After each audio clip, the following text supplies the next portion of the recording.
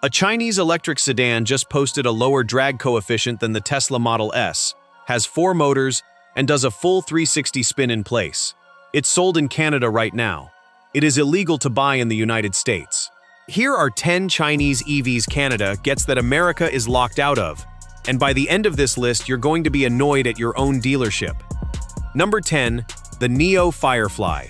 Reportedly starts around $16,000. That is less than a used Civic with 80,000 miles on it, except this one's brand new.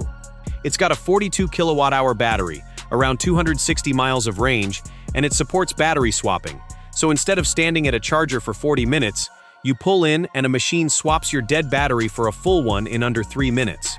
Flush door handles, dual screens, soft touch interior. This is a $16,000 car doing things a base Chevy Bolt never did at $27,000. Why is a city car this cheap this good? Number 9. The BYD U7. 4 motors, 1 per wheel, reportedly 1,300 horsepower. That independent motor setup means it can do a tank turn, rotate in place with 0 forward motion, in a full-size luxury sedan. If a tire blows, the suspension can lift that corner of the car and let you keep driving on 3 wheels. 0 to 60 in under 3 seconds. Price lands around $140,000, which sounds like a lot until you remember cars doing these numbers usually cost 7 figures. BYD sells more EVs globally than any other company on Earth, and this is their proof they can do a flagship, not just a budget hatchback. Number 8. The Zeekr X. Same platform as the Volvo EX30, because Zeekr and Volvo share a parent company. Dual motor, 442 horsepower, 0 to 60 in 3.7 seconds, quicker than a base Porsche Macan. Door handles pop out electrically, the center screen physically slides toward the passenger, and there's a built-in fridge that hits -15 degrees Celsius. Cold enough for ice cream, not just drinks. Reportedly starts around $27,000 in China. A crossover with a working freezer for less than half the price of a Model Y. Number 7. The Avatar 12. No rear window. None. It relies entirely on cameras, feeding a screen where your rearview mirror should be. It runs an 800-volt platform, adding around 120 miles of range in a 10-minute fast charge. 586 horsepower, 0 to 60 in 3.9 seconds, and it runs Huawei's ADS 2.0 driver assist system with 3 LiDAR sensors built in. Avatar is a joint venture between Chang'an, Huawei, and CATL, 3 of the biggest names in Chinese EV manufacturing. So none of this tech is coming from a no-name shop.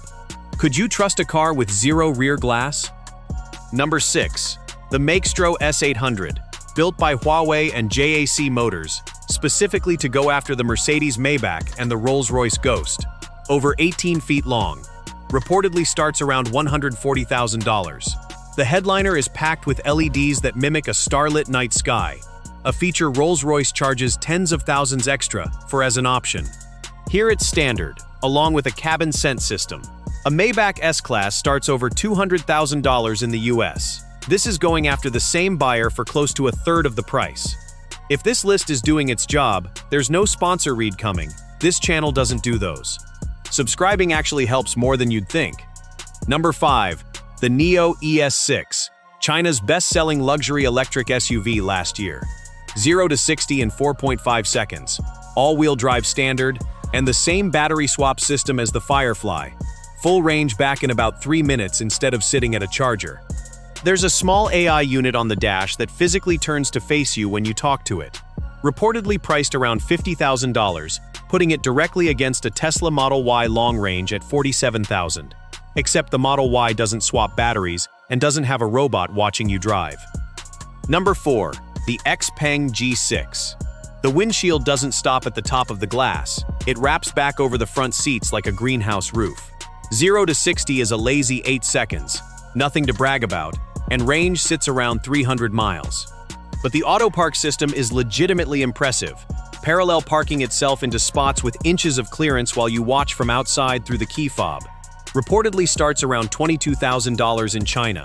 This is the practical, boring on-paper entry, and it's still cheaper than half the compact SUVs at your local Toyota dealer.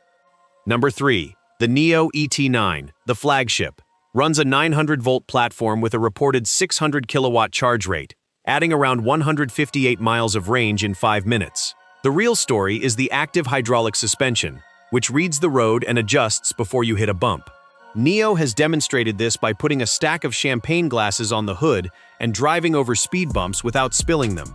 The same system reportedly lets the car shake accumulated snow off itself.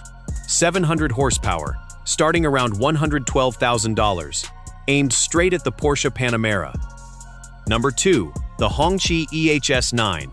Hongqi is China's state-linked luxury brand, the one used in government motorcades, sometimes called China's answer to Rolls-Royce.